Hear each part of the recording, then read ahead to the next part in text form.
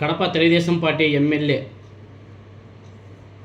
మాధవిరెడ్డి గారి హస్బెండ్ శ్రీనివాసరెడ్డి గారికి నారా చంద్రబాబు నాయుడు గారు మరోసారి వెన్నుపోటు పొడిచాడు.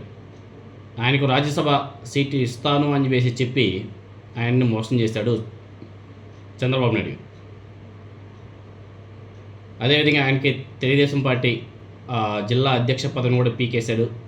ఆయనకు పార్టీ జోనల్ కోఆర్డినేటర్గా ఒక పదవి కూడా ఇవ్వడం జరిగింది. రాజ్యసభ సీట్ ఇస్తానని చెప్పాడు, మోసం చేశాడు. ఇవన్నీ మనసులో పెట్టుకున్నటువంటి ఆయన శ్రీనివాసరెడ్డి గారు నిన్న ఈ విధంగా తెలుగుదేశం పార్టీ నన్ను ఆశించి మోసం చేసింది, నమ్మించి మోసం చేసింది, ఇస్తాను అని చెప్పి మోసం చేసింది అని చెప్పేసి ఒక ట్వీట్ చేశాడు. ఆ ట్వీట్ చేసిన కొంతసేపటికే మరో ఆసక్తికరమైన ఒక లేఖ రాశాడు. గతంలో కడపలో జరిగినటువంటి ఉప ముఖ్యమంత్రి పవన్ కళ్యాణ్ గారి పర్యటనకు సంబంధించినటువంటి బిల్లులు ఇప్పటివరకు విడుదల కాలేదంట. దాని మీద ఆయన తీవ్ర అసంతృప్తి కూడా వ్యక్తం చేశాడు. ప్రభుత్వ కార్యక్రమం కోసం ఒక కూటమి పార్టీ కార్యకర్త తన సొంత డబ్బులు ఖర్చు చేస్తే దానికి సంబంధించినటువంటి నిధులు నెలల తరబడి పెండింగ్లో పెట్టడం ఎంతవరకు సమంజసమని చెప్పేసి శ్రీనివాసరెడ్డి గారు పవన్ కళ్యాణ్ని ప్రశ్నిస్తూ లేఖ రాశారు. అది కూడా పవన్ కళ్యాణ్ గారి official meeting. As a deputy chief minister ఆయన వెళ్తే ఆయన మీటింగ్కి ఒక కార్యకర్త ఖర్చు పెడితే ఆ డబ్బులు ఇప్పుడు రాలేదంట. బిల్లులు పెట్టినా కానీ రాలేదంట.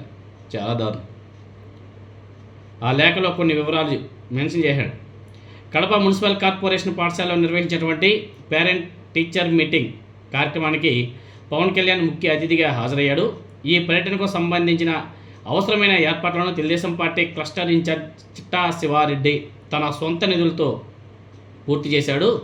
కూటమి ప్రభుత్వం అధికారంలోకి వచ్చిన నేపథ్యంలో ఈ పర్యటన ఏర్పాట్ల వ్యయాల చెల్లింపు కోసం R&B శాఖ ద్వారా సంబంధిత అధికారిక ఉత్తర్వులు కూడా జారీ అయ్యాయి. అయినప్పటికీ దాదాపు 18 నెలలు గడుస్తున్నా నేటికి ఆ బిల్లులు విడుదల కాకపోవడం తీవ్ర అసంతృప్తికి దారితీస్తుంది అని చెప్పేసి ఆయన మరో పెద్ద లేఖే విడుదల చేయడం కూడా జరిగింది. కార్యాలయాల చుట్టూ తిరగాల్సిన పరిస్థితి ఎందుకు వచ్చింది మా కార్యకర్తలకు? పార్టీ ప్రభుత్వ కార్యక్రమాల కోసం కార్యకర్తలు ముందుకొచ్చి తమ సమయాన్ని, శ్రమను, ఆర్థిక వనరులను వెచ్చిస్తున్నారు. ఇలాంటి వారికి సకాలంలో న్యాయం జరగకపోతే రేపు ఏ నమ్మకంతో కార్యకర్తలను ముందుకు తీసుకురావాలి చెప్పండి అని చెప్పేసి ఆయన ప్రశ్నిస్తున్నాడు. పవన్ కళ్యాణ్ నిలదీస్తున్నాడు. ఒక అధికారిక ప్రభుత్వ కార్యక్రమం కోసం ఖర్చు చేసినటువంటి సొంత డబ్బులను తిరిగి పొందడానికి ఒక బాధ్యతాయుతమైనటువంటి పార్టీ కార్యకర్త ప్రభుత్వ కార్యాలయాల చుట్టూ నెలల తరబడి తిరగాల్సిన పరిస్థితి రావడం చాలా దురదృష్టకరమని చెప్పేసి ఆయన మండిపడ్డాడు. ఈ పెండింగ్ బిల్లులు సమస్యలను చాలాసార్లు సంబంధిత అధికారుల దృష్టికి తీసుకువెళ్ళినప్పటికీ ఎలాంటి చలనం లేదు అని చెప్పేసి ఆ లేఖలో పేర్కొన్నాడు. ఇక్కడ అధికారుల నిర్లక్ష్యమా లేకపోతే పైనుంచి ఆర్డర్సా అర్థం కావడం లేదు అని చెప్పేసి పాపం ఆయన మళ్ళా గుల్లాలు పడుతున్నాడు. ఎవరైతే తెలుగుదేశం పార్టీ కార్యకర్తనాడో చిట్టా శివారెడ్డి ప్రస్తుతం తీవ్ర ఆర్థిక ఇబ్బందులు కూడా ఎదుర్కొంటున్నాడు. ప్రభుత్వ కార్యక్రమాల విజయానికి తోడ్పడిన వ్యక్తికి ఇదేనా దక్కాల్సినటువంటి గౌరవం అని చెప్పేసి క్షేత్రస్థాయిలో పార్టీ శ్రేణుల నుంచి తీవ్ర అసంతృప్తి కూడా వ్యక్తమవుతుంది. కాబట్టి ఈ వ్యవహారంలో deputy chief minister Pawan Kalyan వెంటనే జోక్యం చేసుకుని R&B అధికారులను ఆదేశించి పెండింగ్ బిల్లులను వెంటనే విడుదల చేసేలా ఆదేశాలు ఇవ్వాలి అని చెప్పేసి ఆయన ఆ లేఖలో స్పష్టంగా రాయడం జరిగింది.